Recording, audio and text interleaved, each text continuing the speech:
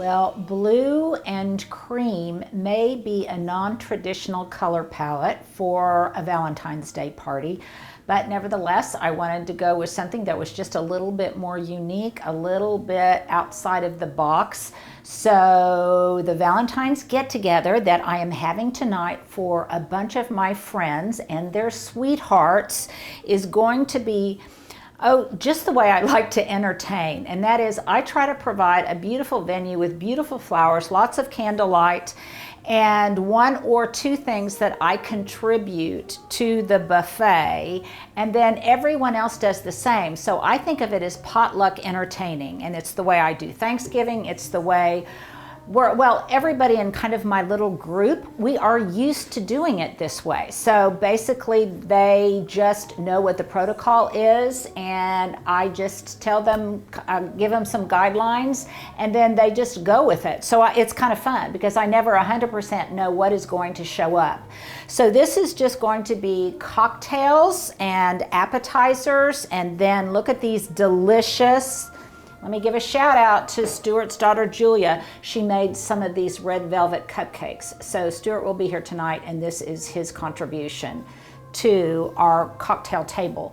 Now, we have a signature Valentine cocktail that we decided on earlier in the week. It was really, really fun. We went to a local restaurant, and we're going to show you that video tomorrow on how we decided what was going to be our cocktail for this very fun event. And I'm not going to reveal it because we will reveal it tomorrow. But I'm just getting the table set basically, and all I have to do is provide candlelight and make sure that I've got eating utensils, napkins, etc. I love these, you guys. These are bamboo plates that are compostable, and I got these off of Amazon. I'll put a link, but these actually can be used a number of times before you have to discard them and throw them into the compost bin, and I like that about them. And I also like the fact that they've got kind of an earthy vibe to them. Now, in terms of my tablescape, just for easy access, I move all of the chairs kind of for the most part out of the way, so people can access the table and kind of come and go. This is an old 1932 house, so the spaces tend to be a little bit cramped, and I will try to open it up as much as I can for all of my guests so that they have easy access to the food and to the drink. So how did this table come together? Well, because I wanted everyone to have kind of easy access around in here, I have learned over time that it's easier if I probably have my centerpiece down at the end of the table than always in the middle of the table. That way people can access it a little bit more easily from both sides, and they can see what is there. I'm always trying to do a centerpiece that's a little bit more minimalist, and then for some reason I just can't. On this table, I just always like to have something that's a little bit more complex. So this flower arrangement, some of the cuttings, the Obsession Nandina cuttings, I think I might have a few, the ivy, that came from my garden, but obviously not a lot is blooming in my own garden beds right now. So I went to Trader Joe's and I got a number of different things. The basket on this pedestal, you guys have probably seen this before. This was a $3 Goodwill find. Yes, a $3 Goodwill find. And I absolutely love it. So how I composed this is that I just put one of my glass nesting bowls in there. Stuart, can you see that? Don't catch yourself on fire from the candlelight. And then I just nestled it in that bowl. It's got a saucer shape, and then I started composing it. I normally do not use Floral Oasis, but in this case I did, and if I do use it, it's because I've been given flowers in the past and I reuse it.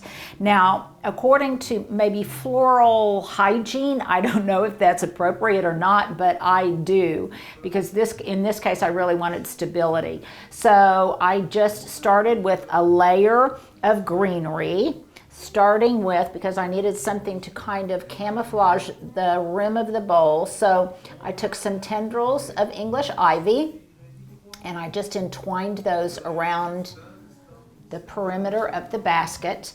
And then I did a layer of this pretty Nandina foliage that's more green than red. And then I just started with some of just the foliage that I got from Trader Joe's. Now, I'm not exactly sure what this lacy, and if you know, please tell me. I'm not exactly sure what this green and lacy, very delicate, these spires are, but I loved the way it looked.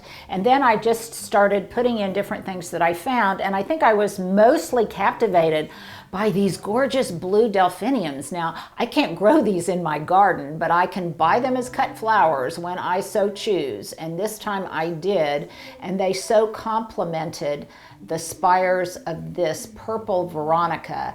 And that is something, by the way, that I do grow in my own garden, along with a white version of that. And I love the way there's got kind of a little bit of contortion to these floral, oh, little flames. They look like floral flames to me. Stuart nodded. Did you like that analogy, that metaphor, Stuart? And then I've got, because they're also blue and I just love their vibe, I've got, let me come around here, Stuart, because I don't want you to have to navigate around that candlelight too much. Someplace in here, I have some echinops. Where is it? You are hiding. I knew I had some over there. I've got it really, oh, here's Stuart. I'm sorry. There's some over here. And I love its Mediterranean vibe, but the subtle hue of that blue and lavender on it. And it's got kind of this sparkly, star-shaped form. And then I've got some kind of lime green carnations. And this is the fun thing. This was also kind of part of the inspiration for this composition, is that some of my white amaryllis from Brex are just now coming into bloom. So I've got one here in bloom, and then I've got some buds here that will also be coming into their own before too long. Then I tucked in just a lot more of those pretty green, limey green carnations, some white waxflower, and also, what else do I have in here, Stuart? Oh, I've got some spray roses. And spray roses were, gosh, they were a great deal. I think they were like $4.99 a bunch. So I got a number of those. And then I did, after we kind of finish up on the table, I'll show you where I did a companion floral arrangement for the living room. So this leads me to my question of the day, and that is, if you celebrate for Valentine's, if you decorate your home for Valentine's Day, do you typically stick to a traditional palette of pink and red and white, or do you mix it up a little bit? I think year before last I had an orange Valentine, and that was kind of fun too. Everything was in orange. But to me, it's all feminine and it's all beautiful and it all speaks the language of love. So I think it's very appropriate, don't you, Stuart? You're not disappointed that you're not seeing lots of pink and lots of pink and red. And then I got the tablecloth. I love this kind of tension between kind of the almost lithograph looking quality to the tablecloth. I got this from H&M Home a while ago. I don't know that they have it anymore. And I also got the runner from H&M Home because this tablecloth isn't quite long enough. So this kind of punctuates and I think really enhances the look of this little centerpiece montage that I have at the end with some of my candles. And then for me, I just love the impact of tons of candlelight. So I've lit these for you guys right now. This is a combination of both real tapers. These are those extra long tapers that I like. And also some of my faux tapers, and I know we're going to be asked again for that link, Stuart, so could we please add it to this one again? And by the way, anything that I recommend, if you go to Linda Vater shop on lindavater.com, you can find all of my recommendations there. Just hit shop or I think there's a Valentine's gift list. I'm not sure what else is there now, but you go on those platforms, and you will find the recommendations that I am making. So I'll have lots more candlelight than you see right now, and then I've just got some of my footed cake stands and things here staged and ready to accept whatever kind of hors d'oeuvres that people want to bring. I've got a couple of bachelor folk that normally ask me specifically what to bring, and I tell them, but the couples, they bring something that they like or that they know is a crowd favorite, because we all get together so frequently. Recently, we have introduced a number of new couples to kind of this group that we've had for a very long time. And it's really been fun to have some new blood, and it keeps us youthful and honest and a little bit invigorated. So that's kind of what's going on with the Tablescape. I will have out serving pieces and things ready to go once I know what other people have brought. I will be setting up, and you guys will notice over here that my greenhouse window is a lot less populated, because a lot of my topiaries and things are now being moved outside to my studio, where I'm going to start clipping on them, feeding them, etc., etc. So this has a little bit more of a clean look to it. And then I know some of you have asked me if I would style a bar cart for you, and I will style this, but I don't have the ingredients to style it for our secretive undercover cocktail that we're going to be serving tonight. So once I get all of the ingredients and things, I will style the bar cart, and Stuart will make sure to show that to them, won't we? And right now, and I always grab a couple of things that I don't have to cook myself, but are just little yummies. And truth be told, Stuart, most of the time, you know I get these for you, don't you? Because when Stuart's here, he loves kind of grabbing a little something to give him energy, since he gets exhausted carrying around that heavy camera, and his phone too. So I always have some kind of little yummies like this, not all the time, but around the holidays. Otherwise, I try to be kind of healthy and just have nuts and things for you, Stuart. No, I'm always looking out for you. So there is my table. Oh, and in the distance over there, Stuart, I guess I should do this. Let me answer a couple of questions while I'm over here.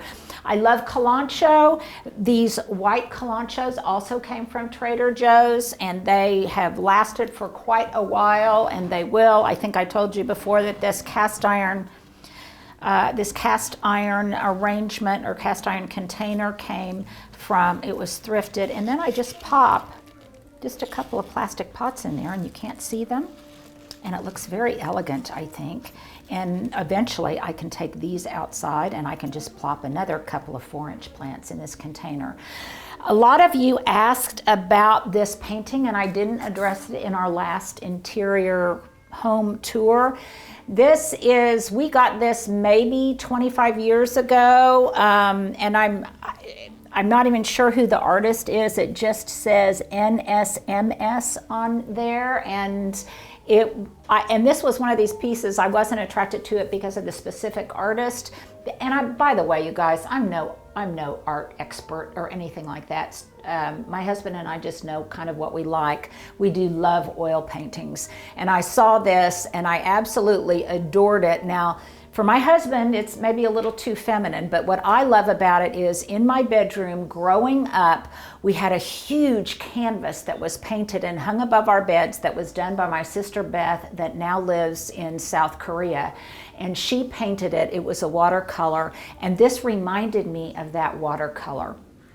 And so I think that was my attraction to it, in addition to the fact that it just has fruits and flowers, and I love the way that the red lampshades just kind of pick up, and there's kind of a color echo there with the red that's in the painting. And I think it looks really beautiful with my new Svelte Sage Sherwin-Williams walls. So now let's go into the living room, and I want to show you my secondary flower arrangements in here, because usually if I have my primary, my mothership of a flower arrangement in my dining room, then a lot of times I have ancillary or little secondary arrangements in that same color palette in different places throughout the house. So my white orchids are still absolutely going strong, and I could not have been more pleased with those this year. And by the way, since we're catching me from behind, I'm going to answer a question. Not a lot of you, a couple of people say, and I don't think unkindly, they just say, don't you ever comb the back of your hair? I comb the back of my hair all the time, but I have bad hair.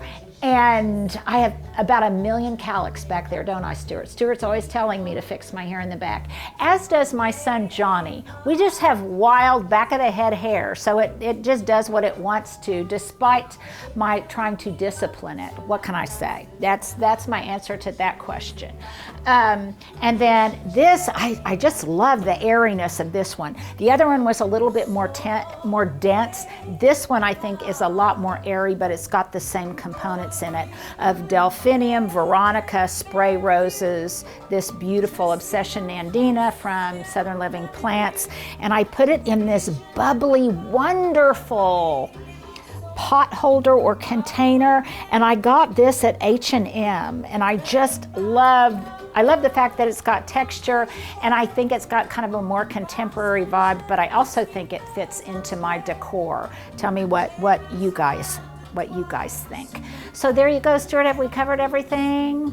So Stuart is going to take some pictures of our gathering tonight, of our soiree, and we will share those either in the next video or we'll share them somehow, maybe in the community tab. Please remember to periodically check out the community tab at the top of my page, because I put stills there and just a little bit more peekaboo into what's going on here. And also, if you like this channel, then please make sure to subscribe and maybe recommend it to somebody else who you might think needs a smile in their day. So there you go. Happy Valentine's Day, or pre-Valentine's, from my house to yours. And I forgot to tell you, but I know you will ask, so let me tell you here. The music I have playing is the Carla Bruni station on Pandora. She is a French singer. She used to be married to the President of France, and it just makes for wonderful kind of feminine romantic music. So there is my inspiration for you if you want some inspiration for music to get you in that loving mood. There you go. Well, here is my pre-party prep outfit du jour. I've got on one of these aprons that I like from World Market. Stuart, let's put a link to these. I'll put it in the prescription, and we'll put a tag up on top. My blouse is from All Saints, and I got it off of Poshmark. Let's see what earring. Oh, just for you guys, since this is a Valentine's party, I put on my heart earrings, and I'll put a link to those too. And then just because I'm comfy, I've just got on some joggers from Target, because I'm getting ready to, once I finish prepping in here, I'm gonna go get on the treadmill for a little while. And then I've got some shoes that I've had for years from Anthropologie. So there you go. There is my outfit of the day.